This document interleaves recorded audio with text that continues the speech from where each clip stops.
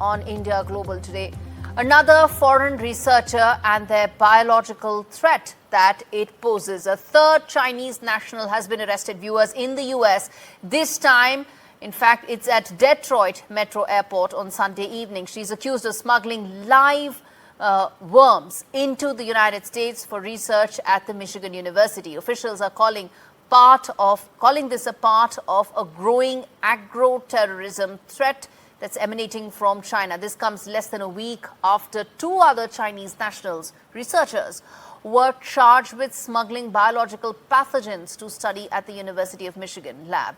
The FBI, the ICE, and Homeland Security are now investigating and getting deep into this investigation, which is now taking a 360-degree view, probing links between foreign state-backed labs and American research centers. Now, what is really at stake here? What can we expect going forward? And will this mean a reset as far as how America views biological warfare? This report has answers to all those questions. An arrest that reads like a spy thriller, only this time the danger isn't a secret code. It's biological material and it's real. A Chinese scientist arriving from China was arrested this past Sunday at Detroit's airport.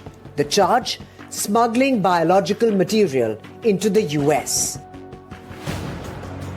According to federal authorities, the scientist had previously shipped samples to a lab at the University of Michigan, not in official containers or with permits, but hidden inside books.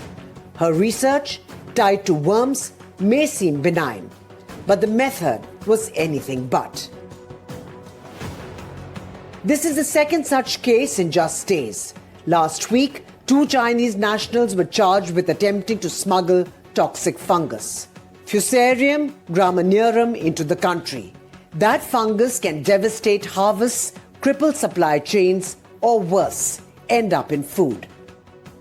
Fusarium graminearum is a worldwide distributed pathogen. It infects wheat and corn and other crops. And it does have the potential to produce toxins, mycotoxins, that can impact the feed quality. Experts NDTV spoke with highlighted the importance of ramping up new security measures to counter potential bio-threats. The issue is more that how easy is it for someone to smuggle in material, potentially dangerous biological material, through the post? And what other ways can Trojan horse attacks be conducted on any nation? And I think it's a wake-up call for every country that we really need to ramp up the measures to detect and prevent these kind of Trojan horse. Biological threats don't always come in the form of a virus. Sometimes they arrive in an envelope, hidden, smuggled, weaponized. In 2001, 5 Americans died in the anthrax attacks when letters laced with deadly spores were mailed to media offices and lawmakers. That bioterrorism event, however, changed how pathogens were viewed, not just as health threats, but as tools of war. With multiple incidents involving foreign scientists and biological material, authorities are asking, are these isolated cases of scientific misconduct or something more calculated and sinister? With Vishal Vivek, Bureau Report, NDTV World. The big questions that we are posing on this, well, first and foremost, what safeguards are actually in place to prevent foreign biological smuggling to take place? Is this a coordinated state-backed program that is being undertaken? Remember, these are Chinese researchers, and the American establishment feels that it could be part of a larger nexus. And how vulnerable is American agricultural sector to targeted biological threats? That's an important aspect to really understand what kind of guardrails should be in place. And lastly, is this another instance of a biological warfare being unleashed by China? And let's get in Brahma Chellaney to answer some of those questions for us. Mr. Chellaney, the fact is that there is now a pattern that has come to light. There are now 3 Chinese researchers that have been caught in less than a week's time, indicating that there's a pattern and there's a coordinated effort here. Yes, in the US, this is raising a lot of concern and also getting a lot of media attention. But if these alleged attempts by Chinese nationals to smuggle dangerous agricultural pathogens into the US, coupled with existing US-China geopolitical friction, all this is intensifying bilateral tensions and raising concerns about potential agroterrorism. But if China can do this, and I'm saying these are alleged attempts, if China can seek to smuggle dangerous agricultural pathogens into the US, you could also do that in relation to India. The Indian system is, in fact, even more porous than the American system.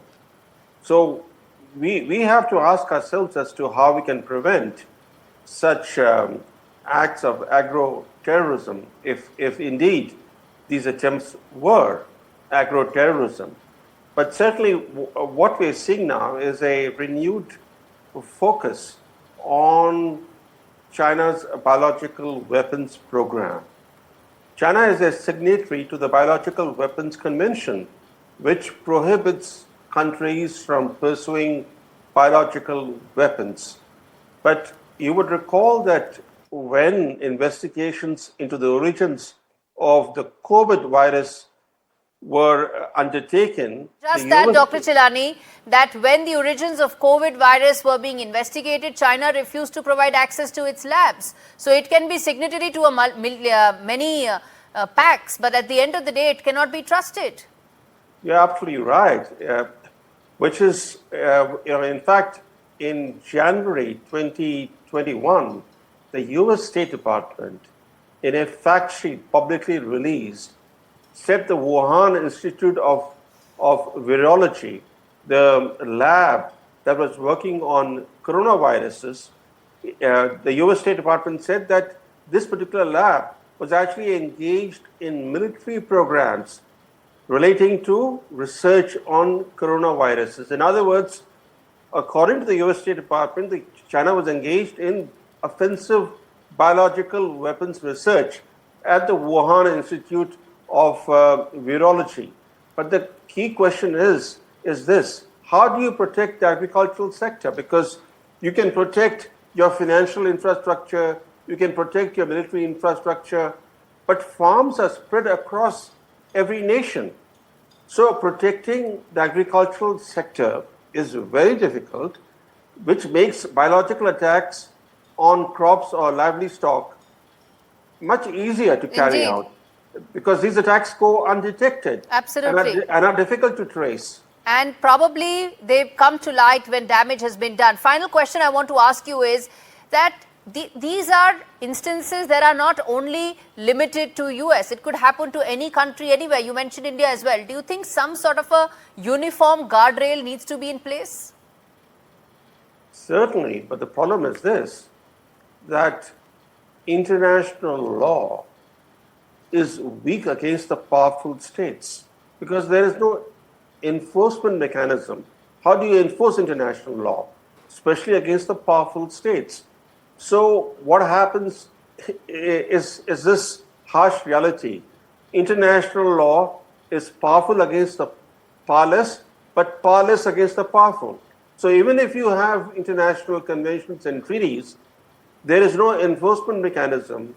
So the powerful can actually abuse international norms, they can flout international norms, and they can engage in activities which are antithetical Indeed. to customary international law and even to international morals and international rules. Absolutely. I'm going to leave it there. Brahma Chellaney, always a pleasure to have you on the show to discuss what is now becoming increasingly clear that there could be biological warfare that China may have unleashed on US. All right.